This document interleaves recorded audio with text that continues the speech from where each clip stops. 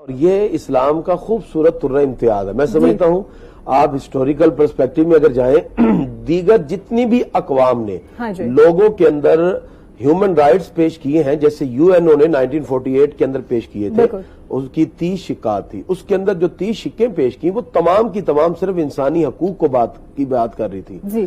ہمارے پیارے نبی صلی اللہ علیہ وسلم نے خطبہ حجت الوداع کے موقع پر جو خوبصورت انسانی چارٹر پیش کیا، اس کے اندر رسپانسبلٹیز بھی تھیں اور اس کے ساتھ ساتھ انسان کے رائٹس بھی تھے. تو ہمیشہ معاشرہ چلتا ہی حقوق و فرائض کے ساتھ ہے. آپ کسی بھی رویے کو، کسی بھی رشتے کو، کسی بھی تعلق کو دیکھیں، اگر صرف ایک حق کا مطالبہ کریں، جیسے ہمارے ہاں کوئی بھی آپ دیکھ لیں، زیادہ تر احتجاج کرتے ہوئے، پروٹیسٹ کرتے ہوئے لوگ کہتے نہیں مجھے میرا حق نہیں ملا.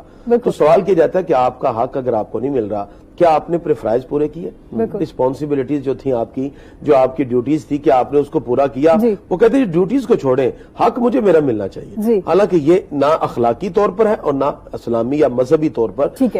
حقوق و فرائض کے ساتھ ہی معاشرہ چلتا ہے ہمیشہ. تو میں یہاں یہ عرض کروں گا کہ عوام اگر یہ مطالبہ کرتی جی ہمیں ہمارا حق نہیں مل رہا، تو یقینا حکومت یہ کہہ سکتی ہے بھی آپ نے اپنے فرائض پورے کیے.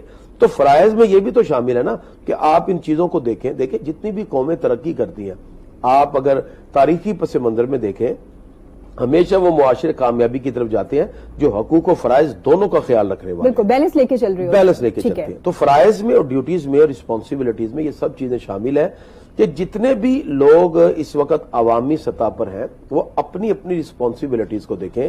جیسے کہ اب یہ کرونا وائرس ہے، اس کے اندر جو حکومت کی طرف سے احتیاطی اقدامات بتائے جا رہے ہیں، تو ہم پر لازم ہے کہ ہم اس کو اپنائیں. یہ ہمارے فرائض میں شامل ہے تاکہ پھر پرابلم نہ کھڑی ہو.